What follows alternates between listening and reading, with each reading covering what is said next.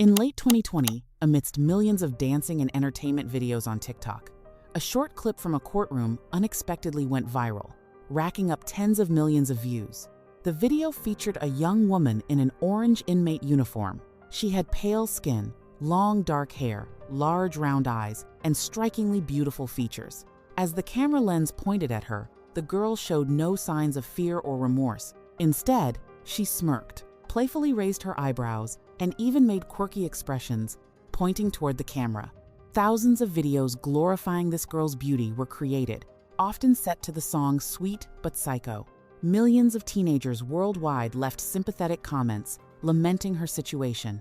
Many even argued that she is too beautiful to be a murderer, or she must be innocent. But the internet had been deceived by a smile. The girl in the video was Isabella Guzman, and the reason she stood in that courtroom enclosure was no misunderstanding. Not long before that footage was taken, the hands of that 18-year-old angel had held a knife and stabbed her biological mother 79 times in a horrific murder that shook the entire state of Colorado. Behind the viral TikTok smile lay a dark family tragedy, a terrifying mental collapse, and a blood-soaked night that no one in the city of Aurora would ever forget. To understand the tragedy that unfolded in August 2013, we must step back in time and look at the Guzman family's life. Isabella Guzman grew up in a complex and high-pressure family environment. Her mother, Yunmi Hoy, also referred to as Yun Hai Moy in some records, was an Asian woman who had experienced many ups and downs. Yunmi had separated from Isabella's biological father, Robert Guzman, when Isabella was young. She later remarried Ryan Hoy, and the three of them lived together in a house in Aurora, Colorado. According to documents and later testimonies, the relationship between Isabella and her biological mother was never smooth. As Isabella entered puberty, conflicts began to arise and became increasingly bitter. Her family's religious foundation was Jehovah's Witnesses, a faith with extremely strict rules for living and community engagement. At the age of 14, Isabella rebelled and decided to leave the religion. That decision created a massive chasm between her and her parents, who still strictly adhered to the faith's regulations. Teenage rebellion, coupled with disagreements over religious beliefs and upbringing, turned the Aurora home into a powder keg. Yunmi Hoy frequently faced unprovoked hostility and defiance from her teenage daughter. However, no one realized that this defiance was not merely teenage angst. Deep inside Isabella's brain, a vicious mental illness was silently taking root, gradually stripping away the young girl's last shreds of sanity. Isabella's mental breakdown did not happen overnight. It was a downward spiral that the Sentinel Colorado detailed extensively through later medical testimonies. Months before the fateful day, Isabella began exhibiting highly bizarre behavior. She became withdrawn. Her eyes often looked glazed over. She would mutter to herself, and she had sudden violent outbursts. The climax occurred just days before the murder, when Isabella suddenly flew into a rage and attacked her boyfriend with a golf club. But the biggest target of hatred in Isabella's unraveling mind was her own mother. In her mind at the time, Yunmi Hoy was no longer her mother. She began calling her by a strange name, Cecilia. Isabella constantly babbled about an astral being that was communicating with her. On the 27th of August, 2013, exactly one day before the murder, Yunmi Hoy received an email from her daughter. The message was brief, but contained a bone-chilling threat: "You will pay." Terrified by her daughter's aggression and lifeless eyes, Yunmi called the Aurora Police Department. Officers were dispatched to the house for a wellness check. However, the tragedy of the legal system is that police cannot arrest or involuntarily commit someone who hasn't actually committed a serious crime. The police warned Isabella that her mother had the right to kick her out since she was 18, and then they left. Desperate and fearing for her own safety, Yunmi called her ex-husband, Robert Guzman, begging him to come and speak to their daughter. That afternoon, Robert arrived at the Aurora home. He took Isabella to the backyard for a private talk. As he later told the press, the conversation was relatively calm. He advised his daughter that Yunmi was still her mother, and she needed to respect her and stop being disrespectful or threatening. She sat there, listened to me, and seemed to understand. "She promised to be better," Robert recalled. At the time, he believed he had resolved the issue and left thinking everything had settled down. But he didn't know that it was the last time he would speak to his daughter while she still retained her normal human consciousness. The person listening to him was, in reality, no longer Isabella, The 28th of August, 2013, around 9:30 p.m., Yoon Hoi had just returned from work. Exhausted after a long day and still tense from the friction with her daughter, she decided to head straight upstairs to shower and rest. Downstairs, her husband, Ryan Hoi, was eating dinner. Isabella was also in the house. Everything seemed quiet, a dead, eerie silence. Suddenly, loud noises erupted from upstairs, sounding like heavy thumping. Immediately following was a piercing scream from Yoon that tore through the house. It was a scream filled with agony and absolute panic. She called out her husband's name. "Ryan, help me!" Ryan Hoi dropped his bowl and sprinted up the stairs. The screams were coming from their master bathroom. However, when he turned the knob, the door was locked from the inside. He frantically pounded on the door, calling his wife's name, but all he got in response were the sounds of a struggle, heavy breathing, and the sickening noise of metal-piercing flesh. When Ryan knelt to look through the gap under the bathroom door, a horrific sight met his eyes. Blood. A bright red stream of blood was pouring out from the bathroom, pooling onto the hallway floor. In a state of pure panic, Ryan pulled out his phone and dialed 911. "My wife! My stepdaughter is in there! There's blood coming under the door! Please come right now!" Ryan's voice trembled in the police audio recording later released by CBS 4. While he was on the line with the 911 dispatcher, the bathroom door suddenly swung open. Isabella Guzman walked out. She didn't say a single word. Her eyes were glazed, empty, and staring blankly ahead. In her hand was a kitchen knife drenched in blood. Her clothes and face were also covered in red. Ignoring her stepfather, who stood frozen in horror, Isabella squeezed past him, calmly walked down the stairs, and left the house, taking the weapon with her. Ryan rushed into the bathroom. His heart seemed to stop. Yoon Hoi lay collapsed in a massive pool of blood. Around the scene, aside from the kitchen knife, police later found a bloody baseball bat. Yoon had been brutally beaten and stabbed a total of 79 times. The stab wounds were densely concentrated on her face, neck, and torso. The attack was so savage that forensic teams later struggled to determine the exact cause of death due to the sheer number of fatal wounds. Yoon Hoi took her last breath right there at the scene before paramedics could arrive. Immediately after receiving the call, a fleet of Aurora police cruisers rushed to the scene with sirens blaring. The house was locked down. However, the killer had vanished into the night. A massive manhunt was launched. Police issued a citywide bulletin for 18-year-old Isabella Guzman, considered armed and extremely dangerous. K-9 units were deployed to track the scent of blood she left behind. Surrounding neighborhoods were ordered to lock their doors. It took 16 hours before a resident spotted a young woman matching the description wandering near a parking garage in Aurora on the afternoon of August 29. Heavily armed officers swarmed the area. Upon her arrest, Isabella offered no resistance. She obediently put her hands in the cuffs, but her demeanor sent shivers down the spines of even the most seasoned officers. No panic, no crying, no excuses. Isabella wore a terrifyingly calm expression, as if the events of the previous night were merely a dream. She was immediately placed in solitary confinement, awaiting her court appearance on first-degree murder charges. On the 5th of September 2013, Isabella Guzman made her first appearance in Arapahoe County Court. This was the setting of the fateful video that would take TikTok by storm 7 years later. That morning, the process of transporting Isabella from her cell to the courtroom hit a snag. According to Sentinel Colorado records, she vehemently refused to leave her cell. Guards had to physically carry her out. The presiding judge even had to tell reporters that the hearing might be postponed due to the defendant's lack of cooperation. But ultimately, Isabella appeared. She wore the orange jail uniform, her hair hanging loose. As she was led to the defendant's chair, instead of bowing her head in the face of a looming death penalty or life without parole, Isabella began to perform. She locked eyes with the press cameras. She smiled a defiant, half smirk. She raised her eyebrows, puffed her cheeks, and even winked mischievously. Those expressions did not belong to someone who had just brutally murdered her mother. The contrast between her beautiful, innocent face and the barbaric crime she had just committed created a profoundly chilling psychological effect on anyone watching. The judge and prosecutors immediately realized something was wrong. The defendant had no grasp of reality. Standard legal proceedings were halted. The court ordered Isabella to undergo a comprehensive psychiatric evaluation at the Colorado Mental Health Institute at Pueblo.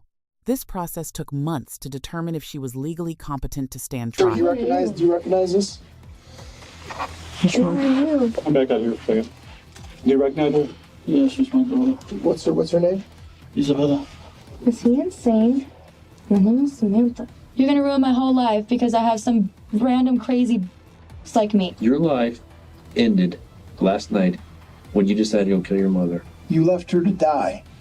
Brutally. On a bathroom I did floor. not murder anyone. In the summer of 2014, the official medical evaluation results were presented in court. What was revealed turned the case from a cold-blooded murder into a heartbreaking medical tragedy. Dr. Richard Pounds, the forensic psychiatrist who had directly evaluated Isabella for months, took the stand. He delivered a shocking conclusion. Isabella Guzman was suffering from severe paranoid schizophrenia. According to Dr. Pound's testimony recorded by the Sentinel, Colorado, at the time of the murder, Isabella had completely lost touch with reality. She had been living in a hallucinatory world created by her untreated illness for years. She was plagued by very clear auditory and visual hallucinations, Dr. Pounds testified. She heard voices in her head commanding her. Even more terrifying, Dr. Pounds explained the real reason behind the murder. On the night of the 28th of August 2013, when Isabella stabbed Yoon-mi, she did not believe she was killing her mother. Her delusions made her believe that Yoon-mi was actually a woman named Cecilia. Her paranoia convinced her that Cecilia was a monster, an evil entity, and that if Isabella didn't kill her, the world would be destroyed. Stabbing her 79 times was, in Isabella's deranged mind, an act of saving humanity. The evidence of Isabella's insanity was so overwhelming that it created a rare occurrence in American legal history. The prosecution and defense were in complete agreement. District Attorney George Brauchler, known as a tough-on-crime prosecutor in Colorado, conceded in court, "We punish people who make the decision to do evil when they know it is wrong. But our legal system is not designed to punish those who cannot tell right from wrong due to mental illness. Based on irrefutable medical evidence, this girl did not know what she was doing." In June 2014, the judge officially accepted the plea, not guilty by reason of insanity. Isabella Guzman was not sentenced to prison. Instead, the court ordered her indefinitely committed to the Colorado Mental Health Institute at Pueblo. She would remain there for mandatory medical treatment until doctors and the court deemed her no longer a threat to herself or society, a process that could take a few years, decades, or her entire life. The case seemed to close there. Isabella Guzman vanished from the public eye, becoming an anonymous patient behind the thick medical walls in Pueblo. That is, until TikTok dug the case up in 2020. In November 2020, at the height of the TikTok storm that was idolizing her, Isabella Guzman unexpectedly resurfaced. Veteran reporter Rick Salinger of CBS 4 Denver, CBS Colorado, successfully negotiated an exclusive video interview via Skype with Isabella from inside the Colorado Mental Health Institute. I was not myself when I did that, and I have since been restored. By this time, Isabella was 25. She was no longer the skinny teenager with messy hair and a mischievous smirk. She appeared with shorter hair, a fuller figure due to the side effects of years of antipsychotic medication, and the calm demeanor of an adult. During this interview, Isabella made shocking claims aimed at convincing the public and authorities that she was fully recovered and deserved to be released. "I was not myself when I did that, and I have since been restored to full health," Isabella told Rick Salinger, in an even, articulate tone. "I've been taking my medication properly. I am no longer paranoid, and I no longer hear voices." However, what stunned the public most was Isabella shifting the blame to her past. She publicly alleged that her family had abused her throughout her childhood. I was abused at home by my family for many years. My parents are Jehovah's Witnesses, and I left the religion when I was 14, and the abuse at home worsened after I quit. The fight with my mom was terrible, and I was injured in the process. I have the scars on my hands. I don't know if you can see or not. Asked me if I wanted to go in there and look through to get some clothing, so I did. The other patient left, and he went in there and shut the door behind him. I was afraid that if I didn't do what he wanted, that he could ruin my life. The abuse started at home, Isabella claimed on CBS 4. She argued that having Jehovah's Witness parents created a harsh environment. She recounted that leaving the religion at 14 made her a thorn in their side, leading to frequent mistreatment. According to her logic at the time, her schizophrenia was a direct result of the psychological trauma caused by this abuse. However, there are no police records prior to 2013 corroborating physical abuse by her family. Isabella didn't stop there. She revealed another tragedy that allegedly occurred inside the mental hospital. She claimed that in 2015, while she was still severely ill, she was sexually assaulted by a male hospital employee in a closet. CBS 4 investigated this claim and confirmed that the Colorado Bureau of Investigation, CBI, had looked into the incident. However, the case was dropped and no one was charged. The time lapse between the incident and the report, flaws in the hospital's initial record-keeping, and the fact that the testimony came from a severely schizophrenic patient made it difficult to build a solid legal case. Concluding the interview, Isabella expressed her greatest wish.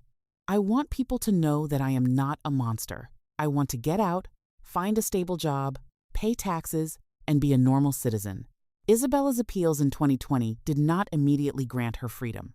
The U.S. medical and legal systems are exceptionally cautious with patients who have a history of extreme violence. A patient claiming they are cured holds no legal weight unless an independent medical board confirms it through rigorous testing. However, Isabella's medical progress was real. Medical records proved that antipsychotic medications had successfully controlled her hallucinations. She attended all therapy sessions, adhered to hospital discipline, and exhibited no violent behavior for years. In June 2021, a hearing to reassess Isabella's condition was held. Based on the consensus of the medical team at the Pueblo Hospital, the judge issued a landmark ruling. The court agreed to loosen the restrictions on Isabella Guzman.